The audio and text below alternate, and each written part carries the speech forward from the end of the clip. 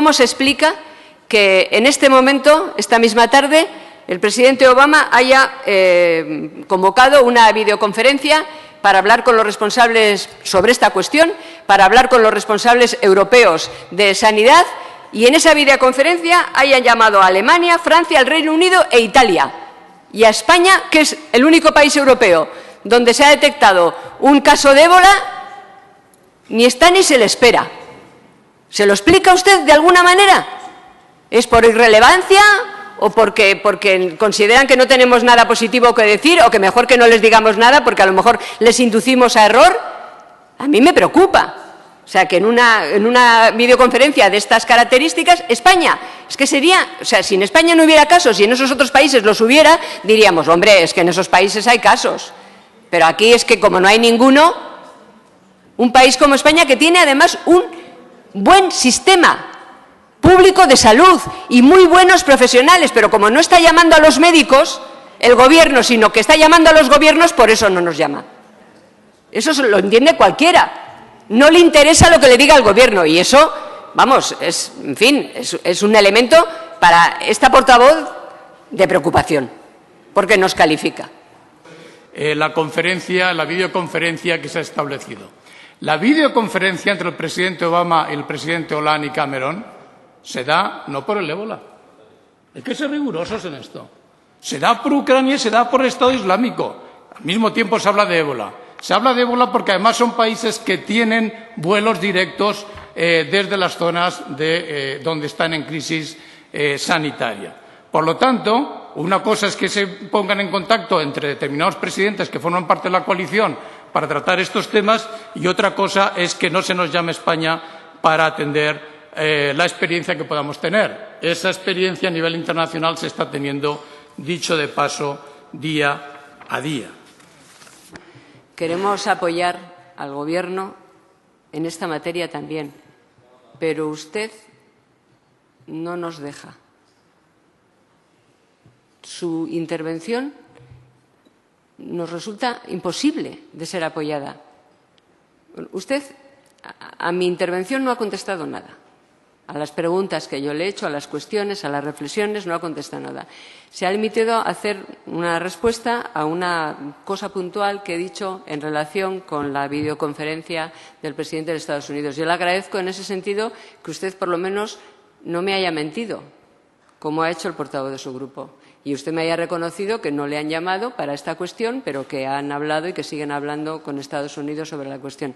Pero como quien me ha recriminado que sea rigurosa al respecto ha sido el portavoz de su grupo, si el presidente me lo permite, puesto que usted no ha respondido a ninguna de las cuestiones, yo le voy a responder al presidente del Grupo Parlamentario Popular. Usted puede responder, lo único que se tiene que centrar es en los 5 minutos. 5 minutos, no se preocupe, presidente. Por eso le digo al portavoz del Grupo Popular, que me ha dicho que sea rigurosa, que antes de hablar, en fin, procure ser riguroso él. Yo tengo aquí, en la carpeta, la agenda de la Casa Blanca que ha publicado hoy, en la que publica la videoconferencia, que, por cierto, se va a producir esta tarde, se está produciendo porque son las 11 de la noche, hora de Estados Unidos, en la que advierte con quién va a hablar. Tengo las noticias de Reuters, en las que dice que se va a hablar del ébola, de Ucrania y del terrorismo en Siria. Pero tengo más. Tengo The Guardian, en el que Cameron dice que le ha llamado el presidente de Estados Unidos para hablar del ébola. ¿No será una manipulación de la prensa española, que le quiere mal al presidente del Gobierno de España y cita el ébola y no quiere citar las otras cuestiones? No, es que van a hablar del ébola y de Ucrania y también del terrorismo. Pero también del ébola, no como usted me ha dicho. Van a hablar del terrorismo y tal, y probablemente por favor, abordarán... Señorías, por favor, guarden silencio. Y Siga, probablemente abordarán. Pues no. Hay una videoconferencia en la que se va a tratar la crisis del ébola y a la que España no ha sido llamada. Y si ustedes, y yo lo he citado como un elemento más, pero claro, si ustedes se empeñan que eso no es verdad, pues no me queda otro remedio que decirle que el que no está informado o quiere desinformar a la opinión pública es usted, sencillamente. Y en segundo lugar, y también en relación con una anotación que aquí se ha hecho, ha dicho también el portavoz del Grupo Popular que lo importante es África. Y que donde hay que estar es allí, que lo que ocurre en África nos importa a nosotros. Yo lo he dicho en mi intervención también y lo que le digo en este caso a la ministra, porque comparto esa afirmación que lo importante es África, le reitero lo que le he dicho antes. Si lo importante es África y la ayuda de España para combatir el ébola en origen es de 650.000 euros aproximadamente y países de nuestro entorno como el Reino Unido han donado 25 millones, Alemania y Suecia 4 millones de euros cada uno, ¿qué piensa hacer el Gobierno de España al respecto? Porque si lo importante es África, tendremos que hacer algo distinto que lo que estamos haciendo también allí, porque eso por lo menos ya lo tenemos evaluado.